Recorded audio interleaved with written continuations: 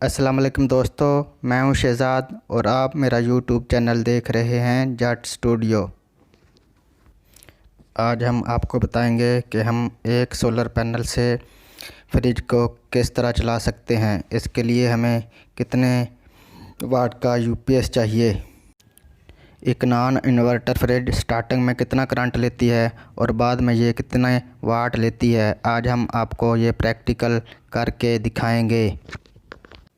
मेरे चैनल को सब्सक्राइब करें, लाइक करें, कमेंट करें और अगर वीडियो पसंद आए तो अपने दोस्तों के साथ शेयर करना मत भूलें। मैंने इसके साथ स्टेबलाइज़र नहीं लगाया हुआ है। अगर आप स्टेबलाइज़र लगाएंगे तो हमारे इन्वर्टर या यूपीएस पर इसका लोड ज़्यादा होगा, क्योंकि इसके वोल्टेज पूरे होते हैं, इसलिए इसकी कोई ज़रूरत नहीं है।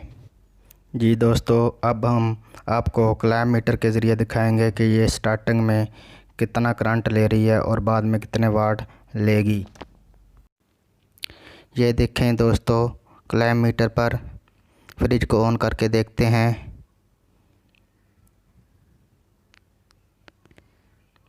ये देखें 7.9 एम्पेयर इसने लिए हैं स्टार्टिंग में।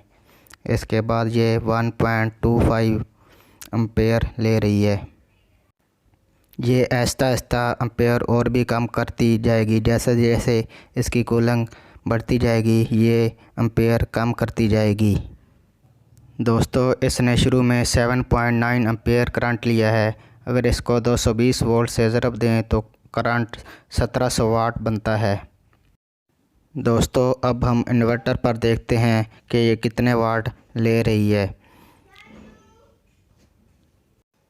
ये फ्रिज मैक्सिमम 150 वाट से लेकर 190 वाट तक लेती है। ये देखें दोस्तों, इस वक्त सिर्फ फ्रिज चल रही है 180 वाट इस वक्त ये ले रही है 171।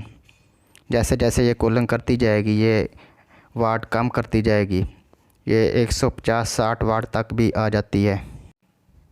दोस्तों, अब मैंने ओवरलोड भी यूपीएस पर डाला है। ये देखें 596 वाट हमारा लोड इस वक्त चल रहा है। बैटरी के वोल्ट 27.1 है और आउटपुट बैटरी 0% है। इन्वर्टर का टेम्परेचर इस वक्त 45 डिग्री सेंटीग्रेड है। इन्वर्टर के वोल्टेज इस वक्त 228 हैं।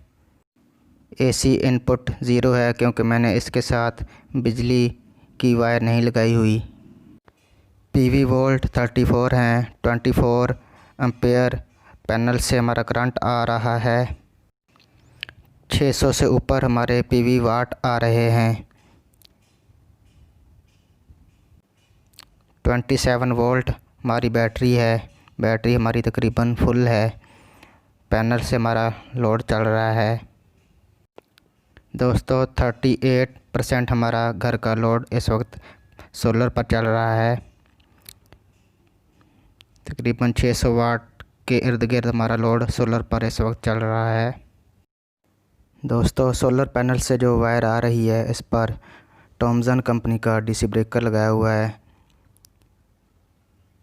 और ब्रेकर से वायर होती हुई इन्वर्टर में जा रही है। यह छोटी 2 बैटरी इंस्टॉल की हुई हैं। 63 एम्पेयर की 2 बैटरीज़ हैं।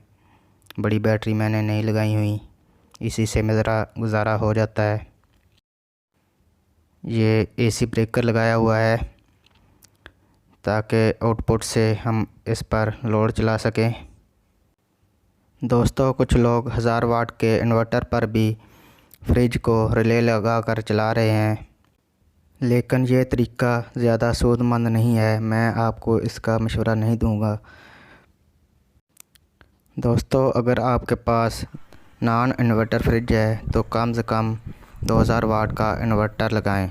हाँ, अगर आपके पास इन्वर्टर फ्रिज है तो फिर आप 1000 वाट के इन्वर्टर पर उसको चला सकते हैं। ये देखें दोस्तों, मेरे पास इन्वर्क्स कंपनी की सोलर प्लेट्स लगी हुई हैं। ये आपको इसका लोगो भी नज़र आ रहा होगा। इनकी 12 साल प्रोडक्ट वारंटी होती है और 25 साल परफॉर्मेंस वारंटी होती है। इन प्लेट को परचेज़ करने से पहले वारंटी कार्ड फिल करवा लें और साथ में दुकानदार की मोहर भी लगवा लें, ताकि कल को कोई मसला बन जाए तो इसकी वारंटी क्लेम हो सके। आप जब भी ये पैनल ख़रीदें, आपने इनके वायर के साथ जो कनेक्टर लगे होते हैं उनको काटना नहीं है, वरना कंपनी वारंटी क्लेम नहीं करेगी। आप दुकान से MCB4 कनेक्टर ले लें और अपने सोलर पैनल की वायर के साथ कनेक्ट कर लें। इससे आपकी सोलर पैनल की वायर कभी ख़राब नहीं होगी। अगर आप सोलर पैनल पर फ्रिज को चलाना चाहते हैं तो आप 150 वाट के 2 सोलर पैनल लगा लें। अगर आप बड़ा पैनल लगाना चाहते हैं तो 350 वाला एक पैनल लगाकर अपनी फ्रिज को सारा दिन सोलर पर फ्री में चला सकते हैं। 1000 वाट के इन्वर्टर पर रिले लगाकर फ्रिज को कैसे चलाया जाता है, इस पर भी मैं एक वीडियो बनाऊंगा। उम्मीद है दोस्तों आपको मेरी ये वीडियो पसंद आई होगी। अगर पसंद आई है तो अपने दोस्तों के साथ शेयर करें। दोस्तों, अल्लाह हाफिज़।